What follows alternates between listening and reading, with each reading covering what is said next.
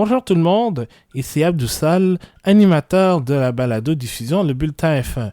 Voici la deuxième partie de ce 33e épisode où, cette fois-ci, après avoir passé presque 1 heure à parler des essais hivernaux, on va parler de la problématique des moteurs Ferrari, de la situation concernant le coronavirus dans l'univers de la Formule 1, du renouvellement des droits télé de RDS et TSN jusqu'en 2024 avec l'arrivée de F1 TV Pro au Canada et on va revenir sur Drive to Survive la saison 2. Attention, il pourrait y avoir des divulgateurs ou spoiler alert. Bonne émission! Maintenant qu'on a fait le tour des essais, on va parler de quelque chose qui est un sujet un peu plus délicat. Il s'agit du moteur Ferrari. Parce que depuis l'année passée, il y a des écuries, entre autres Red Bull et Max Verstappen, qui se plaignent du moteur Ferrari. Parce que l'année passée, c'était le meilleur moteur. Ils avaient beaucoup de puissance en ligne droite. Et là, boum, depuis qu'il y a eu des allégations comme quoi le moteur serait illégal, il y a eu des annonces comme quoi on ne peut plus toucher au débitmètre du carburant, on ne peut plus utiliser des liquides de refroidissement comme carburant. Et là, ironiquement, le moteur, la puissance du moteur Ferrari a changé dès le Grand Prix des États-Unis. Et on l'a vu, ça a été très difficile pour l'écurie. Ils ont été largués encore une fois. Et là, les doutes ont continué jusqu'à ce qu'on apprenne la semaine dernière, donc lors de la dernière journée, qu'il y a eu un accord entre la FIA et la Ferrari concernant le moteur. C'est un accord qui a été dit secret selon le communiqué par la FIA. Et les écuries sont vraiment pas contentes. Les autres écuries sont vraiment pas contentes parce qu'ils n'ont pas de clarification à savoir si le moteur était... Qu'est-ce qui était légal dans le moteur Ferrari? Qu'est-ce qui ne l'était pas? Donc, on est dans une grande inconnue. Et c'est là où c'est un sujet délicat, Marc-André. Mm-hmm. Parce qu'on ne sait pas si... Quelle est la vraie raison de cet accord? Quels sont les vrais accords? Est-ce que tu veux commencer? C'est ben oui, je peux commencer. Ce qui est plus important, je dirais, dans toute cette saga du moteur Ferrari, c'est un petit peu la transparence de la F1 qui vient nous titiller un peu. Que le moteur soit légal ou pas, je ne vois pas beaucoup de raisons pour ne pas l'annoncer officiellement. Sauf si il y a des détails, bien sûr, qui ne peuvent pas être divulgués probablement sur comment Ferrari construit son moteur et tout ça. Il y a quelques ronds, pas de ronds-points, mais quelques coins où on peut pas aller. Mm-hmm. Mais pour ce qui est du reste, je pense que la F1 aurait dû faire un communiqué officiel et annoncer la tournure de l'enquête et des vérifications. Donc là, est-ce que Ferrari a triché durant toute la saison? Est-ce qu'ils n'ont pas triché? On est très peu, là, on est dans le néant présentement. Et je comprends la colère des autres écuries, puisque une enquête, justement, c'est supposé mener à des réponses et nous sortir du néant, alors que là, la F1 a gardé tout ça sous le silence. Mm-hmm. Et c'est un petit peu inquiétant, puisque probablement que les autres écuries vont se dire, bon, ben peut-être qu'on peut tricher puis que ça va passer sous le radar et que on aura juste à signer un petit contrat avec la F1 sous silence puis ça paraîtra pas. Ou bien, d'un autre côté, les autres écuries voudront plus attaquer une autre écurie en se disant que il y aura pas de résultat et que l'enquête mènera probablement à rien. Donc, ouais, c'est ça. Ça ressemble un peu à ça. C'est sûr que c'est délicat, comme tu l'as dit, mais j'ai hâte de voir ton point sur ça. Parce que moi, effectivement, je suis d'accord avec toi. Par contre, c'est vrai, il y a des trucs qu'on peut pas dire sur la place publique. Parce que, évidemment, si tout se dit à la place publique, surtout dans les médias sociaux, c'est sûr que les écuries vont prendre l'avantage et ça pourrait même aller jusqu'au tribunal de la FIA parce que là, s'il y a vraiment un cas d'illégalité, là, ça pourrait vraiment impacter la saison 2019 de Ferrari. Il pourrait y avoir des sanctions. Et là, il faut pas seulement parler de Ferrari en tant que tel, de l'écurie, parce que là, on parle du moteur. Or, il y a deux autres écuries qui ont le moteur Ferrari, c'est-à-dire Alfa Romeo et Haas, qui ont le même moteur. Ce sont des écuries clients. Donc, évidemment, la FIA a enquêté là-dessus. Donc, c'est sûr que les écuries Alfa Romeo et Haas ont été probablement rencontrées par la FIA. Probablement, mais ça, ça n'a pas été dit. On ne sait pas. On ne sait pas. Donc, c'est là où moi aussi, j'ai un problème avec cette idée de transparence parce que si tu dis telle chose est permis ou pas, là, on sait pas, on peut pas savoir quelle est la limite. Par contre, là où je peux comprendre la FIA et là-dessus, c'est tout à fait légitime, c'est parce que c'est quelque chose qui est très difficile à tracer. Parce que là-dessus, ça prendrait des semaines, des mois d'enquête, là, parce que il faudrait revoir toutes les pièces du moteur. Alors, pour moi, c'est quelque chose de très compliqué à déceler. Donc, je peux comprendre en même temps la FIA d'être très je dirais pas protectrice, mais très discrète. Parce que sinon, ça va éclater. Puis après, dans quoi la Formule 1 va s'embarquer, surtout à l'approche de 2021, ça va être très compliqué. Donc, moi, personnellement, je peux comprendre que la FIA a voulu être safe, puis dire, bon, tout ça a été réglé à l'interne, mais en même temps, si tu parles seulement à une écurie et que tu fais pas le message aux autres pour voir est-ce qu'il y a eu un problème ou pas, ben là, tu laisses les autres dans le néant, puis maintenant, à chaque nouvelle innovation, autant comme on l'avait avec le DAS, ben là, il va y avoir des protèges après chaque course, après chaque innovation pour voir qu'est-ce qui est légal, qu'est-ce qui l'est pas. Puis après, là, ça va être tellement compliqué après, l'esprit de compétition, là, va être complètement éraillé, là. Est-ce que tu penses que si la FIA aurait donné des sanctions, donc là, on est vraiment dans le néant. Est-ce qu'il y a eu des conséquences pour tout ça, pour Ferrari? Est-ce que tu penses la FIA l'aurait dit ou justement, vu qu'ils ne disent rien, c'est parce qu'il n'a rien eu en tant que tel, seulement une signature de contrat, quelque chose comme ça? Ben, d'après moi, je pense que c'est plus...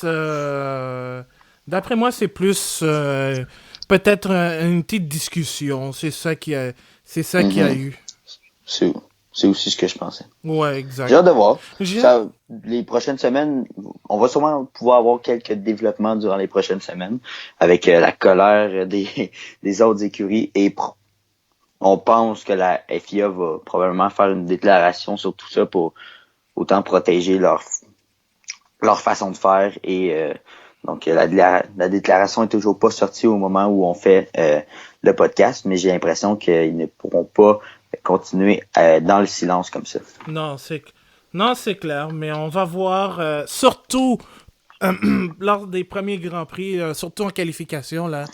Quel a été quel comparatif on peut avoir entre les temps en qualification de 2020 comparé à 2019 pour Ferrari.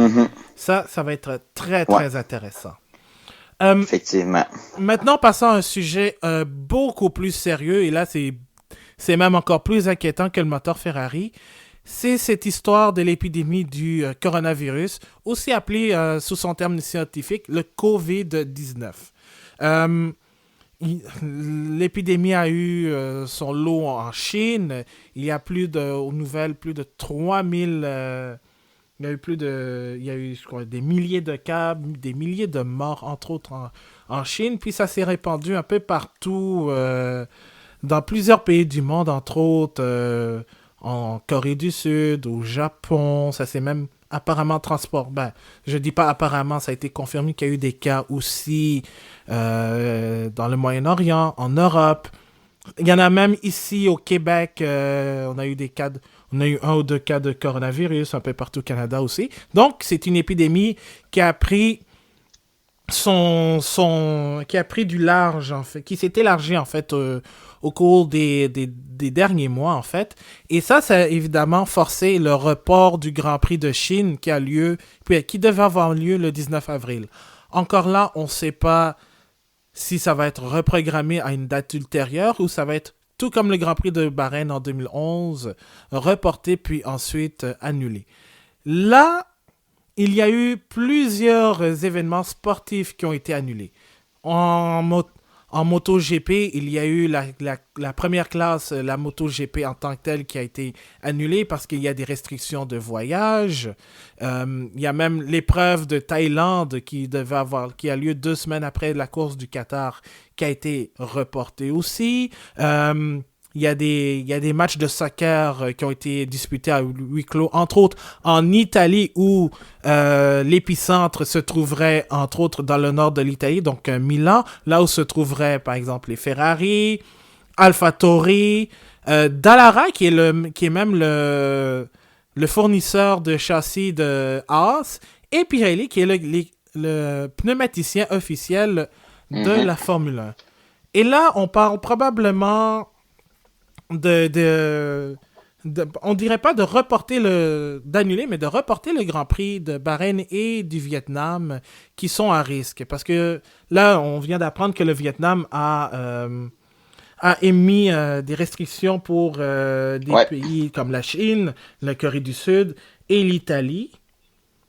Alors, moi, je me dis, est-ce que, comme le dit l'adage, mieux vaut être safe que sorry, ou bien est-ce qu'on y va, on dit, écoute, il y a pas tant que ça nous affecte pas, on va quand même y aller, puis on va prouver comme quoi c'est juste des cas à part, Marc-André. Mm-hmm. J'ai hâte de voir comment la F1 va gérer tout ça.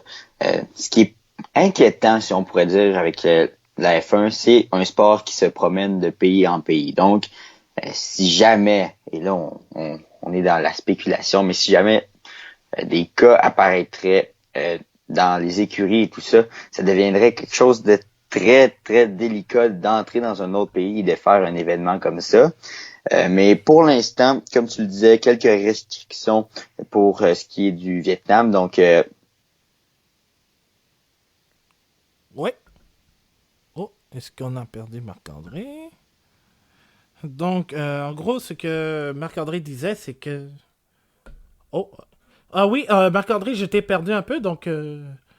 Oui, donc je pense que je t'ai perdu un peu, donc tu peux répéter ce que tu disais avant que ça coupe. Donc, je pense que j'étais rendu à la Au période de Vietnam. quarantaine. Donc, Oui. Ouais, exact. Donc, le Vietnam a émis quelques restrictions, dont toute personne provenant d'Italie sera placée en quarantaine pour une période de 14 jours à son arrivée sur le territoire vietnamien. Donc là, ça vient jouer un peu sur l'horaire aussi des écuries qui se promènent de pays en pays. Donc, j'ai hâte de voir comment tout ça va être géré. Mais si jamais la situation devenait plus problématique, c'est certain que la F1 aurait une décision à prendre pour cela. Mais pour l'instant, je me dis que tant que l'Organisation mondiale de la santé n'émet pas de communiqué en disant que la F1 ne devrait pas se promener de pays en pays comme ça à risque de propager le virus. Pour l'instant, je pense que on peut suivre la vague. Là, on peut commencer des activités et voir comment la situation se gère.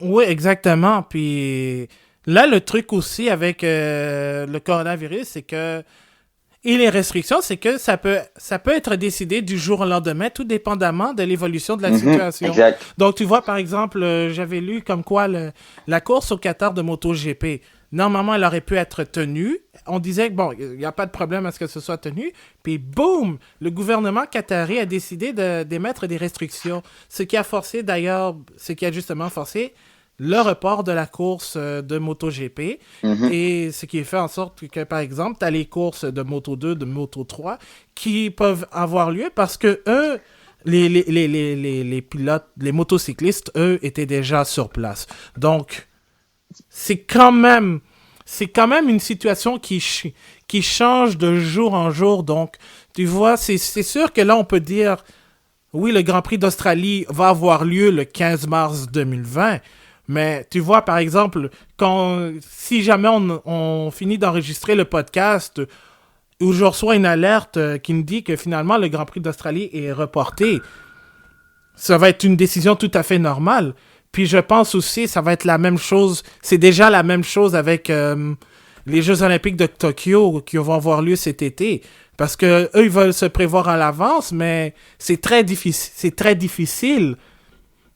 Donc, moi, Oui, je vois très très mal la Formule 1 y aller. Puis, si jamais il arrivait quoi que ce soit, pour dire, ben là, on aurait dû ne pas y aller. Tu sais, mieux vaut comme on dit, mieux vaut prévenir prévenir. que guérir. Et voilà. Mhm.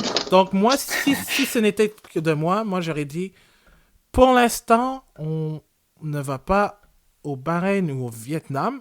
En Australie, c'est pas sûr. Mais Bahreïn et Vietnam, parce que le Vietnam, c'est quand même pas très loin de la Chine. Surtout que il y avait une compétition de badminton, puis ils prennent le badminton au sérieux, là, qui a été annulé. Et ça a lieu une semaine avant le Grand Prix du Vietnam. Donc, eux, ils l'ont compris tout de suite.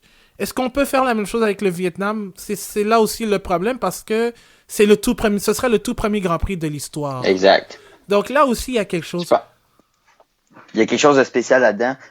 Si on regarde plus la partisanerie là, et le fait qu'on est fan de F1, je pense que le Grand Prix du Vietnam et celui du Pays-Bas étaient un peu notre bonbon, si je pourrais dire ainsi. Là, c'était une récompense là, pour donc une nouveauté dans une saison. Et cette saison 2020 allait nous amener dans la nouveauté totale en 2021. Donc, on avait comme un petit bonbon. Donc, c'est certain que de l'annuler complètement pour ce qui est des fans, ça serait dommage, mais c'est certain que si la santé des gens présents sont en danger à cause du coronavirus, on n'a pas le choix de l'annuler. Donc, ça va être une situation qui va être intéressante à suivre. Et tu parlais justement de Tokyo tantôt, mais n'oublions pas que plusieurs et de nombreux employés de Red Bull et du moteur Honda se retrouvent à Tokyo, au Japon, et c'est aussi une zone qui est à risque et une zone où le gouvernement japonais a émis quelques restrictions à sa population pour ce qui est de voyager dans le monde entier. Donc, peut-être quelques pertes d'employés aussi du côté de Red Bull.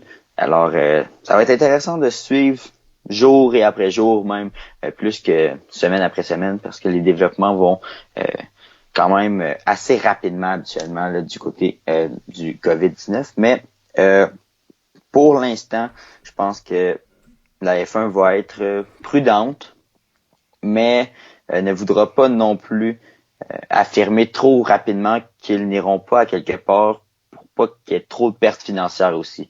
Donc, ce qui est peut-être mal vu aussi, mais en même temps, je pense que j'ai hâte de voir comment la F1 va gérer tout ça. Oui, exactement. Puis en même temps, je pensais à ça. Il y a plein de trucs aussi. D'abord, concernant le calendrier. On sait déjà, on en parlait justement, le Grand Prix de Chine. Ce serait un peu plus difficile de le reprogrammer parce que si tu le programmes à la fin de la saison, est-ce que l'ambiance sera la même? Parce que, évidemment, le championnat se termine très souvent à Abu Dhabi. À moins que tu décides de déplacer le Grand Prix d'une semaine. Peut-être. Mais là, si tu arrives et que tu as, par exemple, les 3 premiers Grands Prix, Australie, Vietnam, Bahreïn et Vietnam, qui sont reportés, comment tu vas faire? C'est là aussi la gros problématique. Est-ce que on annule complètement? Parce que je lis ça aussi. La Formule Renault et Jacob a déjà annulé leurs activités dans le cadre du Grand Prix du Vietnam, comme course de soutien à la Formule 1. Et en plus, il y a un des pilotes en Formule 2 qui a été mis en quarantaine en Espagne. Là, il y aurait un des touristes qui aurait contracté le coronavirus. Et pourtant, il devait participer aux essais pré-saison au Bahreïn qui ont lieu en ce moment même. Là. Je parle de Christian Lugard de Art GP. Donc, là-dessus, là, la Formule 1 va devoir agir très vite, de prévenir à l'avance, parce que, oui, il y a eu des... Apparemment, on a parlé de réunions, mais qui n'ont pas été faites. Moi, je dis, tout de suite, là, si on regarde le cadre déjà pour le Vietnam et le Bahreïn, là, est-ce qu'il y a d'organiser une réunion extraordinaire? Parce que sinon, s'il est trop tard, il est trop tard. Il est trop tard. Ouais, exact. Tu peux plus retourner en arrière. Donc, mieux vaut prendre ses précautions le plus vite possible. Ouais. Parce que c'est sûr que tu vas amener du monde d'Italie. Ben, je dis pas d'Italie nécessairement, mais dans les pays impactés. Donc, c'est pas seulement le personnel de la F1, mais c'est aussi c'est aussi tous les fans. Les gens qui voyagent pour assister à l'événement. C'est ça. C'est ça, exactement. Puis l'autre chose aussi, je me dis, est-ce que ce serait pas mieux d'avoir un Grand Prix à huis clos? Comme on l'a vu au soccer avec l'Inter Milan qui a tenu son match d'Europa League à huis clos. Il y a eu des matchs aussi, il y a eu quelques matchs en Italie aussi qui ont été disputés à huis clos. Est-ce qu'en Formule 1, c'est quelque chose d'envisageable? Peut-être. Je n'y avais même pas pensé, mais peut-être, si jamais la situation devenait trop chaotique, est-ce que financièrement, pour un Grand Prix, c'est viable d'accueillir un événement sans avoir de personnes qui y assistent? Sûrement, j'imagine que oui. Vu qu'il n'y a pas de frais tant que ça à accueillir un événement comme ça. C'est vrai que ça pourrait être une belle option pour la Formule 1 si jamais la situation devenait trop problématique. Ouais, c'est vrai. Ouais, exact. Donc, ça va être vraiment quelque chose qu'il va falloir penser, mais en tout cas, si jamais il y a n'importe quel changement, évidemment, on va vous en faire part. Évidemment, surveillez les nouvelles aussi, parce que tout peut changer du jour au lendemain. Puis la moindre des choses aussi, là, soyez très prudents aussi. Donc, c'est tout. Mais en tout cas, la chose importante en ce qui est de la Formule 1, c'est une situation qui change du jour au lendemain, donc... à surveiller. À surveiller, exactement. Maintenant, on va passer à un autre sujet un peu plus réjouissant, on va dire. Oh oui.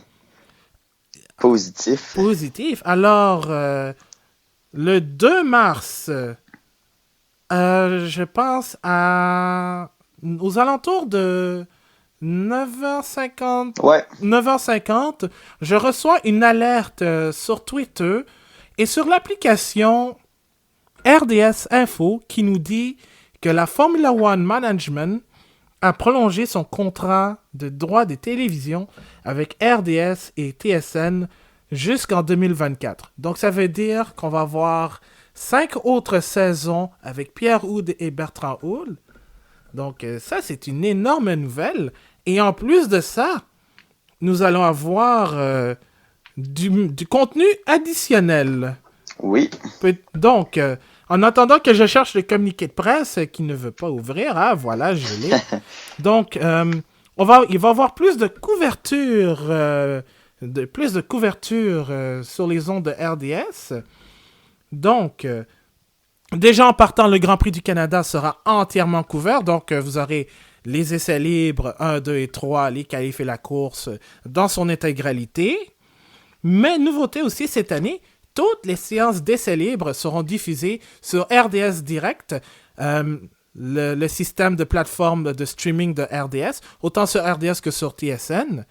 Donc, toutes les séances d'essais vont être diffusées sur RDS Direct. Donc, si vous avez un abonnement à ce service pour 20$ par mois, vous pouvez regarder les essais tranquillement et en français en plus. En plus. De plus, les amateurs pourront voir la retransmission en direct des caméras embarquées de Lance Stroll et de Nicolas Latifi, ainsi que les arrêts au puits et les statistiques mises en jour en temps réel, avec l'introduction de ce qu'on appelle le Pit Lane Channel, qui est en fait un système où vous avez un écran où vous regardez la course, les statistiques à jour, puis un peu une caméra dans la ligne des puits. Donc, toute l'action qui se passe dans le paddock, vous l'avez en même temps que le Grand Prix en tant que tel. Évidemment, Pierre Houd et Bertrand Houd vont revenir à la description et à l'analyse des Grands Prix qui va d'ailleurs commencer le 15 mars en Australie, évidemment à 1h10. Ça, c'est si ce n'est pas annulé à cause du coronavirus. Mais en plus de ça, il va y avoir un nouveau segment qui va s'appeler F1 Express, qui est une émission de 30 minutes qui va rassembler les meilleurs moments de chaque course. Donc, si vous avez manqué le Grand Prix et que ça vous tente vraiment pas ou que vous n'avez pas le temps de regarder la course au complet, vous pourrez la regarder sous un format de 30 minutes avec le meilleur du Grand Prix. Ce qui est vraiment intéressant, un petit peu comme le Canadien Express, qui fait d'ailleurs un bon travail.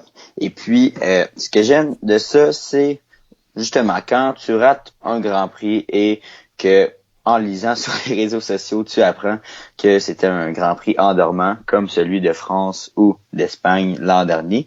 Tu peux te dire que t'as pas manqué grand-chose et regarder cette émission et profiter des meilleurs moments et de ne pas te taper les 2 heures pénibles que les gens en direct ont dû faire. Exactement. Puis en plus, ça te sauve bien du temps.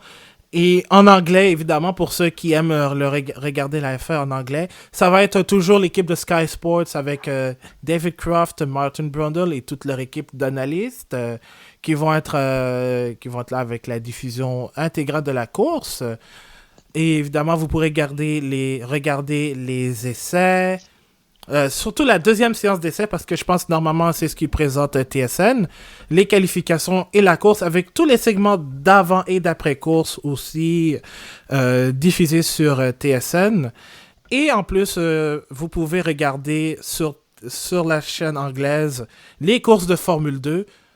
Donc, c'est ça, il va y avoir du contenu de course automobile de Formule 1 pour 2020. Par contre, je dis bien par contre, il y a, je pense, 1 ou 2 semaines, tout juste avant le début des essais, on a appris que F1 TV Pro, les systèmes de streaming officiels de la Formule 1, étaient maintenant disponibles au Canada. Donc, au coût de 10$ par mois ou bien de 80$ pour 1 an, vous pouvez regarder l'intégralité des courses tranquillement, en direct, peu importe où vous êtes, sur votre ordinateur, sur votre tablette ou sur votre téléphone. Et vous pouvez regarder la course en rediffusion une fois que la retransmission officielle est terminée. Donc, avec le Pro, vous pouvez faire ça. Vous avez même accès aux courses de Formule 2, de Formule 3, de la Supercoupe Porsche, c'est pas Porsche par contre. Et aussi, vous avez du contenu additionnel. Il y a même le documentaire Chasing the Dream qui revient sur la saison 2019 de Formule 2. Donc, il y a énormément de contenu. Donc, vous avez l'embarras du choix. Et on a même regardé les essais hivernaux sur F1 TV Pro. Marc-André, d'abord, qu'est-ce que tu penses de F1 TV Pro? Et RDS TSN, je veux avoir ton avis là-dessus. Très satisfait de F1 TV Pro. C'est un service qui a vraiment où le prix a été vraiment réduit par les années passées. Donc en fait, en France et partout dans le monde, avant que le Canada on puisse l'avoir, c'était assez dispendieux. Et c'est un service que si jamais il avait été aussi cher, je n'aurais pas pris possession.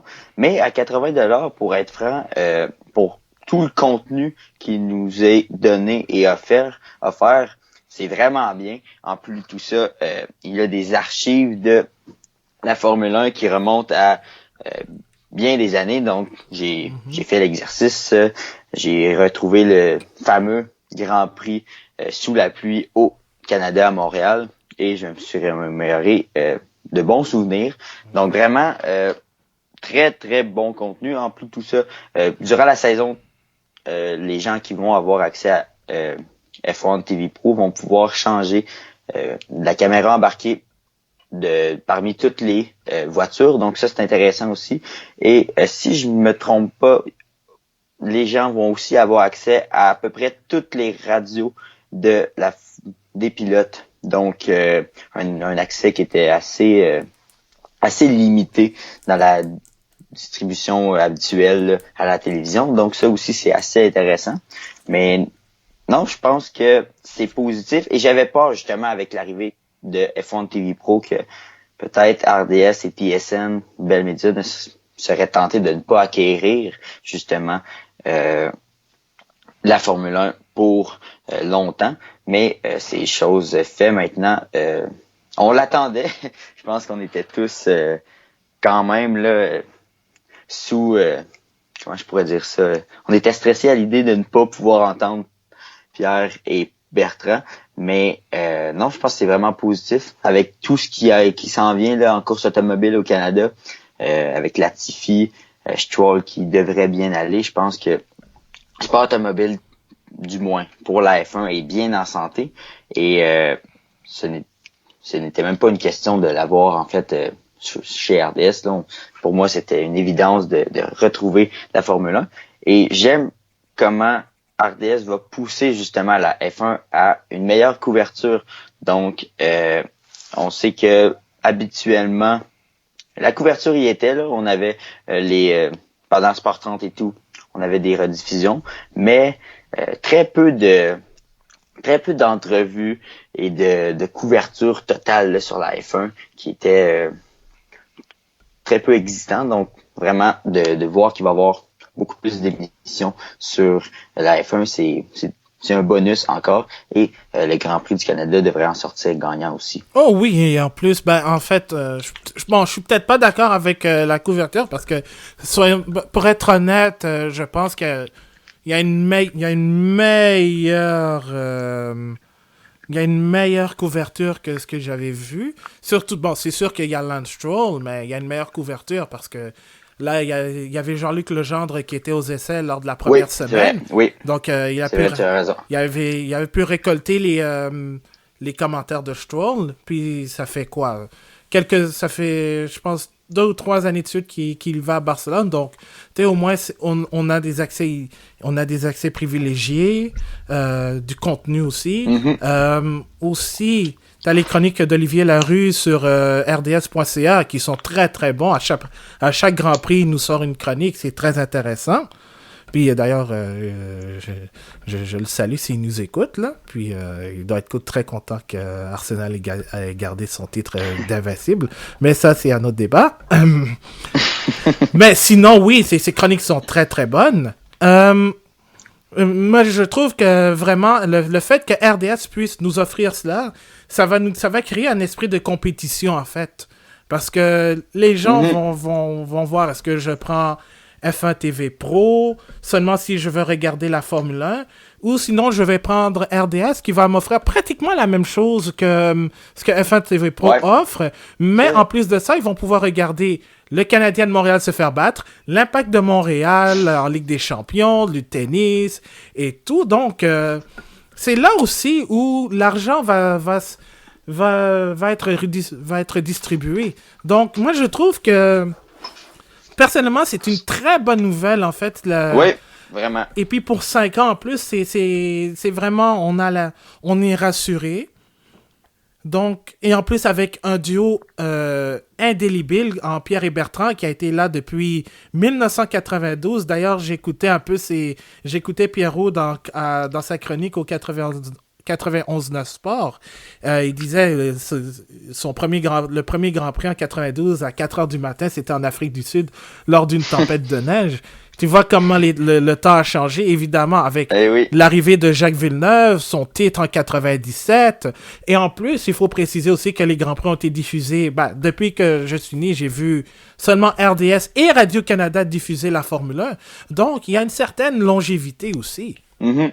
Et même chose pour TSN et CBC dans le pendant anglais. Donc, il y a une certaine longévité et une loyauté qui existe Entre les deux parties. Entre les deux parties et entre RDS et les fans. Maintenant, c'est sûr que, comme le dit l'adage, la game va changer avec F1 TV Pro. Mm-hmm. Est-ce que ça veut dire aussi que on va avoir moins de pubs? Est-ce que du côté de TSN, ils vont pouvoir offrir du contenu sans avoir à mettre des pubs à des manières hasardeuses? Parce que ça a été ça la grosse plainte des fans, c'est qu'ils mettent des pubs à des moments particuliers, très intéressants. Là où ça commence à être intéressant, puis le pire, c'est que t'as pas quelqu'un qui va te dire, bon, il s'est passé tel truc, tu reviens à la pub, tu reviens de la pub, puis on t'explique pas ce qui s'est passé en Mortaise. Tandis que sur RDS, ils le font. Donc, au moins, j'aimerais ça qu'il y ait ce suivi si jamais ce procédé devait revenir. Ou bien même avoir moins de pubs. Mais ça, on ne sait pas. On va voir. C'est à voir, surtout lors de la première course en Australie, que malheureusement, je pourrais pas regarder en direct parce que monsieur travaille tôt le matin. Mais ça, on verra parce que moi, je trouve que c'est une très bonne nouvelle de garder RDS et TSN parce que je vois mal la Formule 1 sur une autre chaîne. Peut-être lorsque... On sait pas. Je dis ça, là, on n'est pas encore en 2024, donc je ne vais pas m'avancer, mais je souhaite que peut-être même pour au moins jusqu'en 2030 ou plus, là, que ça reste à RDS parce que ils font un très bon travail là-dessus. Oui, exactement. Puis je pense que c'est chose faite. On parlait de la loyauté entre les deux parties. C'est quelque chose qui est fort et sûrement que dans les négociations, ça a eu son lot d'importance. Donc, j'ai l'impression que en Mortaise, quand on regarde tout ça, le Grand Prix du Canada est officiel jusqu'en 2029. Donc, au moins jusqu'en 2029, je vois vraiment RDS posséder le contrat. Mais ce qui est vraiment intéressant aussi, c'est depuis la signature, en fait, depuis le début de la saison, je vois vraiment une certaine, beaucoup plus d'articles passés. Tu parlais des chroniques de Olivier Larue, mais aussi des articles sur qu'est-ce qui se passe en F1 en général, donc des articles sur Racing Point, les problèmes de Ferrari et tout ça, ce qu'on avait très peu. Donc, je vois vraiment une belle façon pour RDS d'amener des articles de plus en plus. Et ce qui est vraiment intéressant, ça a peut-être aussi un lien avec la nouvelle relation entre la F1 et RDS. Oui, exactement. Donc, moi, je dois dire tout de suite, je me suis abonné à F1 TV Pro. Moi aussi. Évidemment, sans le maudit code qui était pas disponible au Canada et maintenant qu'il était jusqu'au 28 février. Un bon 25% de rabais c'est pas grave. Au moins, on a le système pendant un an, c'est pas pire. Mais je reste abonné quand même à RDS parce que Pierre et Bertrand, font un travail absolument incroyable. Et ils ont fait partie de ma vie aussi parce que je sais pas, Pierre Hood, ça a été la 4e personne que j'ai entendue le plus dans ma vie après mes parents et mon petit frère. Probablement que je pourrais dire la même chose. Oui, évidemment, si on ajoute le Canadien de Montréal. Mm-hmm. Donc, non, vraiment, puis il y a plusieurs courses en fait, comment je pense que je vais gérer tout ça, c'est les courses que je ne pourrai pas regarder sur RDS. Je vais prendre possession de mon F1 TV Pro et je vais regarder la course, mais à part de ça, c'est certain que il y a un certain sentiment d'attachement envers la couverture que RDS fait de la Formule 1 et qui pourra pas être délogé seulement par une application qui va m'offrir la possibilité de changer de caméra embarquée entre pilote et pilote. Donc, c'est certain que ce sentiment d'attachement-là est fort et qui va rester. Donc, non, je pense que les deux peuvent être viables ensemble. J'ai hâte de voir comment tout ça, les chiffres que F1 TV Pro vont avoir aussi. Donc, ça va être intéressant à suivre, mais vraiment très bonne nouvelle du côté de cette signature jusqu'en 2024. Et pour compléter le tout, parce que c'est un sujet que j'ai vraiment attendu depuis longtemps, en fait, j'ai même fait des enquêtes sur les internets, je me suis même abonné, j'ai même mis les notifications pour recevoir tous les tweets du compte de relations de presse de RDS. Et là, je veux terminer là-dessus avec la citation du communiqué de presse de Bell Media. La saison 2019 a été la saison de F1 la plus regardée sur les chaînes sportives de Bell Media. C'est vrai. L'auditoire de RDS et TSN a augmenté de 21% par rapport à la saison 2018. La couverture de la F1 offerte par les deux réseaux a atteint près de 5,3 millions de téléspectateurs canadiens en 2019. Alors, donc, il n'y a aucune raison pour laquelle la F1 ne reviendrait pas sur TSN et RDS. Exact. C'est clair que la F1 est le sport automobile toujours le plus populaire au Canada. Puis, en même temps, il y a les courses de IndyCar qui sont sur Sportsnet, mais tu vois, l'année dernière, ce que je trouve ironique, là, les gens préfèrent plus les 500 000 d'Indianapolis que la course à Toronto, qui est la seule course au Canada. Mais le reste, le monde s'en fiche pas mal des courses. Mm-hmm. Tandis qu'en Formule 1, et pourtant, il y avait James Hinchcliffe qui était là sur la saison complète. Mais là, en Formule 1, t'as le Grand Prix du Canada, mais en même temps, t'as tous les autres Grands Prix, mais au moins les gens sont pas mal plus intéressés. Et pourtant, l'IndyCar offre tout aussi du spectacle, donc ça donne la réflexion comme quoi la Formule 1 reste toujours le sport automobile le plus regardé au Canada. Donc, là-dessus, RDS et TSN sont tranquilles pour les 5 prochaines saisons. Là-dessus, on va clore un sujet super intéressant. Vraiment. Attention. Le segment qui suit comporte des divulgateurs ou spoiler alert. Si vous n'avez pas regardé la série Drive to Survive saison 2, veuillez ignorer ce segment. Nous préférons vous en avertir. Parce que oui, effectivement, nous allons parler de Drive to Survive, la saison 2 qui est sortie le 28 février. Enfin! Sur Netflix. 10 épisodes que vous pouvez regarder en rafale, contrairement à Riverdale. Et c'est une saison 2 qui était très intéressante, très attendue. Entre autres, parce qu'on faisait un retour sur la saison 2019.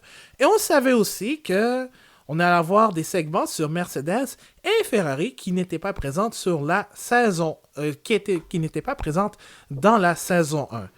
Alors, Marc-André, quelles sont tes impressions sur la saison 2 de Drive to Survive? Quelle saison! Vraiment, du travail très bien exécuté par l'équipe de Drive to Survive. Ce que j'ai vraiment aimé, et c'est un petit peu un détail, là, mais c'est la façon dont les caméras ont réussi à voir à quel point la vitesse était forte en F1 aujourd'hui. Si on regarde l'épisode de Monaco, on voit à quel point ça va vite. Les angles de caméra sont bien placés. Les plans de caméra sont parfaits pour voir à quel point la vitesse est folle et à quel point on ressent vraiment ce qu'un pilote ressent, même si on est assis dans notre salon. Et ça, j'ai adoré ça. Et c'est la même chose pour tous les Grands Prix que on a pu voir. Là. Vraiment, lorsqu'il y avait des plans en action d'une monoplace, ça allait à une vitesse fulgurante et ils ont vraiment bien joué avec les plans de caméra. Donc ça, bravo à eux, chapeau. Là. Je pense que ça a ajouté encore plus à l'expérience du du téléspectateur. Ah oui, clairement aussi. Et puis, je pense qu'on a été très immersif avec plusieurs accès aussi. Bon, le montage était très bon. Techniquement, le montage était très bon. C'est sûr que Ouais. moi, en tant Vraiment. que inconditionnel de la Formule 1, c'est sûr qu'il y a des trucs que je peux spotter puis dire, écoute, c'est incohérent, mais on s'en fout parce que Mais ouais, c'est ça. c'est pas une télé-réalité, c'est un documentaire. Puis en plus, c'est là pour, disons, aller dans le décor de la Formule 1. On n'est pas là pour jouer avec tout ce qui est technique. Il faut quand même informer le monde, surtout ceux qui ne sont pas habitués à la Formule 1, de ce Ouais, qui se exact. passe. Parce que Exact, ben, vas-y, finis. Parce que oui, je pourrais te dire, par exemple, que tel plan de caméra ne correspond pas à telle course. On s'en fout. Tu sais, moi c'est l'exercice que je me suis fait personnellement. Mais à la fin, et puis le commentaire aussi, parce que tu as évidemment les commentaires de David Croft qui ont eu lieu pendant le Grand Prix. Mais tu as aussi ceux, par exemple, ceux de Jack Nicholls, de Ben Edwards, qui sont des vrais commentateurs qui commentent la Formule 1 sur la BBC, sur la radio de la BBC, l'autre pour Channel 4. Mais eux, ils ont fait les commentaires off pour donner un peu un ensemble global de ce qui se passe. On n'est pas Mhm. dans le technique, là. On n'est pas Vraiment pas. dans le technique. C'est sûr que moi, j'ai dit, ah, écoute, c'est pas ce que j'entends. C'est pas ce que j'entends normalement. Mais on s'en fout. On s'en fout. Le plus important, c'est l'histoire. Donc, Puis j'ai l'impression qu'il était aussi dans l'enseignement et non dans la technique, justement pour aller chercher le plus d'auditeurs possible. Et c'est ce que j'ai aimé aussi pour que, tu sais, je sais que mon père a écouté un petit bout et il ne suit plus la F1 depuis longtemps et a tout de même compris les segments plus techniques qu'ils l'ont expliqué. Donc ça, vraiment, j'ai adoré ça aussi. Et je pense que nous avons vraiment été choyés du côté de tout qui nous a été rapporté, surtout en suivant la saison de Haas. oh, wow! Écoute, là aussi, ça c'est un premier spot. Je vais pas trop dévoiler de punch, mais l'épisode de Haas, my Wow. God, c'est explosif. Mhm. Wow, Gunther Steiner s'est vraiment donné en spectacle. Surtout lorsque Kevin Magnussen a quitté la salle un peu en CRISSE. Quand il lui a dit... Il était fâché. Oh oui, et ça c'était après le Grand Prix de Grande-Bretagne. Lorsque les deux se sont accrochés. Lorsque Romain Grosjean et Kevin Magnussen se sont accrochés. Puis évidemment, Steiner était en beau fusil contre les deux pilotes parce que je pense que c'était la première course depuis le retour à la voiture originale, justement ce dont on parlait dans la première partie de la balado-diffusion. Ma foi, Steiner, lui, il n'a pas peur du micro ou de la caméra. Il Oh est non. là. Il est là, il est naturel. C'est juste dommage qu'il ne soit pas en nomination pour un Oscar. Il pourrait être très bon. Et le moment où les deux s'accrochent, il est vraiment fâché. Et on le sent, il se fout des caméras, là, il dit ce qu'il pense. Et il a pas peur de se cacher derrière un personnage et de ne rien donner à la caméra pour pas qu'il ne puisse rien se mettre sous la dent. Donc vraiment, ça, c'était assez plaisant. Et j'ai aimé aussi voir un petit peu la détresse de Mercedes. J'ai vraiment ils l'ont bien au départ là, avec le Grand Prix d'Allemagne qui a été très difficile de voir que Mercedes sont humains et peuvent connaître des Grands Prix extrêmement difficiles, de voir un petit peu aussi qu'ils ne sont pas habitués à ça, de ne pas avoir la situation entre les mains et de ne pas pouvoir la contrôler. C'était plaisant de voir ça aussi. Exactement, puis ça va faire un peu réfléchir tous ceux qui font du hate sur Mercedes, qui disent il gagne tout le temps. Ou bien il y en a même qui ont dit qu'ils étaient en train de faire de l'acting, mais est-ce qu'ils ont vraiment le temps de faire de l'acting quand tu viens de perdre ton Grand Prix à domicile, alors que tu avais complètement le contrôle? Bon, exact. Bon, je viens d'avoir une autre panne de courant. Mais on peut continuer quand même parce que je suis sur mon Wi-Fi. Mais sur mon autre Wi-Fi actuellement. Mais oui, je trouve cet épisode, moi je m'attendais à ce que ce soit un peu plate, un peu Moi aussi. trop plate, mais finalement j'ai été impressionné. Parce que Exact. au moins on peut voir l'envers du décor. Puis c'est dans ces moments qu'on voit qui sont les vrais champions. Qui sont les Mhm. vrais. Qui sont les légendes, qui sont capables de se relever après des épreuves difficiles. Puis on l'a vu aussi, hein, le Grand Prix suivant, Hamilton a gagné en Hongrie, alors il faut quand même rendre à César ce qui appartient à César. Mais sinon, cet épisode était très bon, mais l'épisode 6 est venu me chercher un peu, là.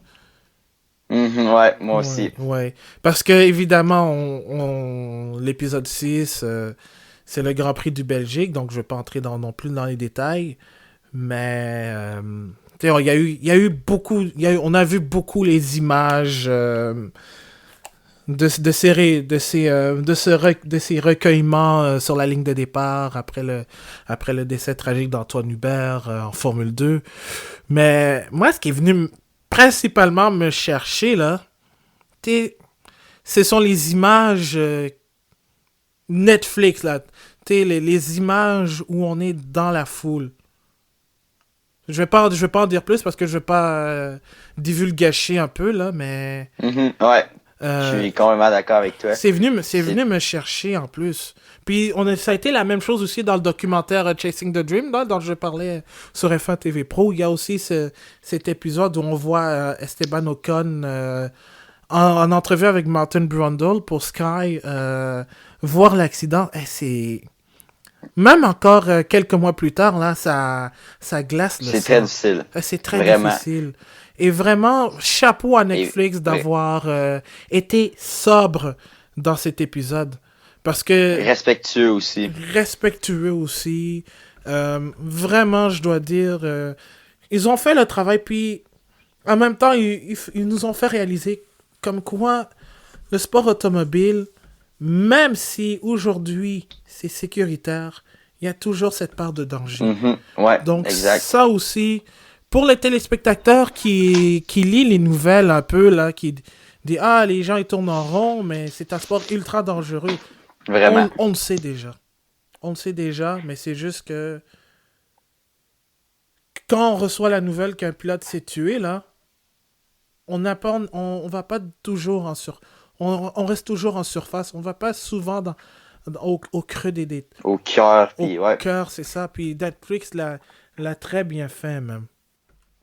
Et c'est vraiment une saison qui nous a arraché autant euh, des sourires, mais aussi des larmes dans cette émission-là.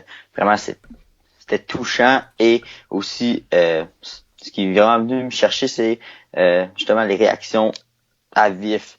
Ils ont réussi à être aux bons endroits au bon moment. Ils ont vraiment réussi à avoir et ça glaçait le sang de voir à quel point euh, c'est des épreuves que les pilotes euh, ont dû passer et même encore une fois probablement que chaque pilote embarque dans sa voiture en ayant une pensée pour Antoine Hubert.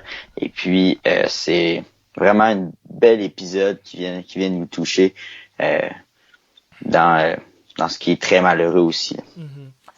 Sinon, autre épisode que j'ai adoré, l'épisode de Williams. Parce que, justement, j'ai pensé à ça. J'ai fini la saison 2 la veille de l'enregistrement du podcast. Mhm. Moi, je trouve que ça va sonner vraiment weird, mais l'épisode de Williams à Grove, là, dans leur usine, c'est comme The Office, mais beaucoup plus sérieux. Beaucoup plus sérieux, parce que tu vois Claire Williams en tant que Michael Scott, mais tu es un Michael Scott comme comme un vrai boss, en fait. Comme un vrai Je ne boss. m'attendais vraiment pas à cette comparaison. J'y ai pensé à deux fois avant de lui de mettre ça. Puis ironiquement, bon, la panne Bon, fin de la panne de courant, bref. Ça se voit que c'est le premier épisode, là. Mais oui, c'est ça. L'épisode de Williams était très bon. On voit un Claire Williams une Claire Williams très humaine. Un George Russell qui, même si c'est son aérienne recrue, qui a pas peur de dire sa façon de penser aussi. Mhm. Alors qu'on disait tellement que c'est Robert Kubica qui est honnête, straight, tout ça. Mais on voit George Russell qui dit aussi le fond de sa pensée aussi. Et, Oui, vas-y. ah ben vas-y, fini. Puis moi, je pense par contre qu'on aurait pu mettre un peu plus l'accent sur Robert Kubica. Si tu voulais faire une histoire hollywoodienne, ben justement, c'était l'occasion de parler un peu plus en détail de de tout ce que Robert Kubica a vécu pour revenir en Formule 1. Ouais, j'allais à peu près dans la même direction que toi.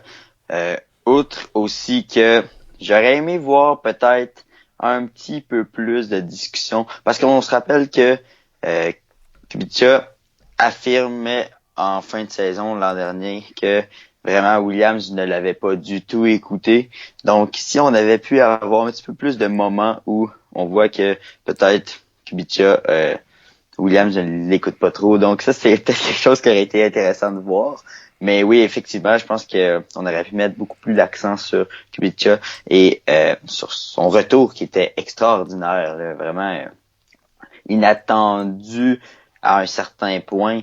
Et même si ça faisait un an à peu près qu'on parlait peut-être d'un futur retour, mais c'était un bel épisode. Ce que ça m'a permis de me rendre compte, c'est à quel point peut-être Claire Williams est sur la sellette, si je pourrais dire. On a vu une personne qui avait à quelques reprises de la difficulté à gérer un peu son écurie, ou bien pas de façon satisfaisante. Donc, ça vient à me porter peut-être comment je pourrais dire ça, un certain bémol sur la capacité de Claire Williams de gérer cette écurie depuis le départ de son père. Donc, j'ai hâte de voir surtout cette année à quel point, si on voit que la Williams redevient un petit peu plus celle qu'elle était par les années passées, comment Claire Williams et toute son équipe alentour d'elle va pouvoir gérer cette situation. Oh oui, clairement. Sinon, est-ce qu'il y avait quelque chose en général que tu n'avais pas aimé dans cette deuxième saison de Drive to Survive? Il n'y a pas grand-chose, à part peut-être on n'a pas vu beaucoup Verstappen, ou bien souvent c'était négatif. On a beaucoup vu Ricardo on est revenu justement sur peut-être beaucoup trop même sur la façon dont il a quitté Red Bull. On se souviendra que la saison passée, il avait eu 1 ou 2 épisodes consacrés à son départ de chez Red Bull. Et je trouvais que cette année, c'était moins d'actualité. On aurait pu, oui, en faire mention justement parce qu'il change d'écurie, mais plus parler de la façon dont il est avec Red Bull et non de la façon dont il a quitté voyons, je me trompe dans mes mots. Avec la façon dont il est avec Renault et non la façon dont il a quitté avec Red Bull. Donc, ouais, c'est ça. C'est peut-être ce petit bout-là qui m'a un petit peu, qui est venu me chercher un petit peu moins, là. J'aurais aimé voir un petit peu plus de détails sur la façon dont il est arrivé chez Renault et tout ça. Ouais, exactement. Et toi? Moi, je pense que si tu voulais justement parler de Red Bull, moi, je pense que s'il y a un pilote qui aurait été intéressant de suivre, c'est Daniel Kvyat. Je t'en avais parlé Oui, c'est vrai, tu m'en avais parlé avant d'enregistrer. Avant d'enregistrer. Moi, je pense que Daniel Kvyat, on aurait dû parler de lui parce que justement, on était tout dans ces histoires de chaises musicales, de changement de personnage chez Red Bull. Moi, je pense qu'on aurait pu mettre l'accent aussi sur Daniel Kvyat parce que n'oublions pas aussi que l'année dernière, il faisait un retour en Formule 1 après avoir manqué une saison. Dans le même Grand Prix d'Allemagne où il y avait... où on avait suivi Mercedes et Nico Hülkenberg, il y a Danny Kvyat qui a inscrit un podium, une belle 3e place. Surtout que, bon, je sais que il n'était pas il n'était pas dans les plans de Red Bull pour retourner là-bas, parce qu'on voulait tester Alex Albon. Mais quand même, moi, je trouve que ça aurait été un segment intéressant. Ouais, Et c'est vrai. et la seule fois qu'on le voit, c'est au Grand Prix de France où il dit qu'ils peuvent aller se faire foutre parce que ils n'ont pas été... il n'a pas été filmé par Netflix, on ne l'a pas suivi. Puis je suis d'accord avec lui aussi, là, parce que Ouais. moi, je pense que ça aurait été une belle histoire. Ça aurait été une belle histoire. En plus, il devenait papa, donc on aurait pu En plus, avoir oui. une couverture. On aurait pu avoir une belle histoire aussi alentour de tout ça. Un homme nouveau. Là. Nous avons vu un nouveau Kvyat à partir de cette saison-là, et c'est vrai que ça aurait été intéressant de le voir. Et puis, ce qui est positif aussi dans la couverture, si on peut revenir un peu, c'est la façon dont ils l'ont géré Gasly. Donc, c'était une saison qui a été difficile pour Gasly et j'ai trouvé que ils ont amené ça de façon assez respectueuse pour Gasly. Oui, on veut entrer dans les détails et vouloir tout savoir, mais je pense qu'il y a des choses qui peuvent passer, puis on peut rester en surface un peu sur des situations, même si on est quand même allé loin. J'ai l'impression qu'on a respecté aussi le pilote dans tout ça et vu sa fin de saison qui a été incroyable pour Gasly, ça a vraiment été bien fait du côté de Netflix, de ce côté-là aussi. Oh oui, définitivement. Et moi, si tu devais donner une note à la saison 2 de Netflix, de Drive to Survive, tu donnerais combien? Eh bon Dieu. Je dirais peut-être gourmand, mais un 8.5. Là, il y a pas beaucoup de détails qui m'ont dit c'est moins bon.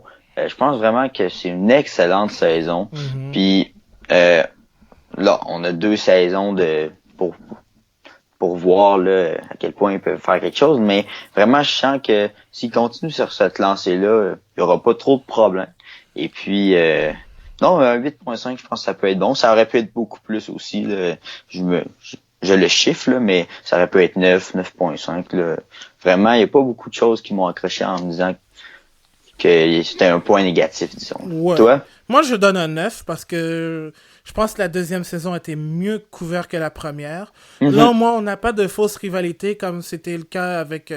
c'était comme s'il y avait une rivalité entre Fernando Alonso et Carlos Sainz en 2018, ce qui n'était pas le cas. Là, cette fois-ci, on est vraiment allé dans les histoires un peu personnelles. On n'a pas créé de fausse rivalité. Alors, puis on a été très respectueux aussi dans le choix éditorial aussi. Moi, personnellement, le seul truc que j'ai appris, c'est concernant la famille d'Alex Albon. Je vais pas en dire trop, là. Ce qui s'est passé, vous allez découvrir dans la saison. Je pense qu'on a déjà assez parlé de trucs divulgachés, là. Mais sinon, moi, je trouve 9 sur 10, c'est la note que je lui donne. Que je donne à la série. Et j'espère que la 3e saison, si confirmée bien sûr, va avoir un peu plus d'épisodes. Si on va parler par exemple de Racing Point et de leur transition vers Aston Martin. Parce que ça aussi, c'est une... Et aussi, tout ce qui va entourer vers la transition vers 2021. Parce que ça aussi, là, ça va être quelque chose qui va être très intéressant. Les situations contractuelles de Lewis Hamilton et de Sebastian Vettel aussi. Si jamais Mercedes et Ferrari décidaient d'ouvrir la porte à Netflix aussi. Ça aussi, j'ai hâte de voir ce que ça va donner pour la saison 3. Comment ils vont gérer ça. Exactement, si jamais il y a une saison 3. Mais de ce que j'ai pu comprendre, ils ont apparemment commencé à filmer lors des essais. Donc, on va voir.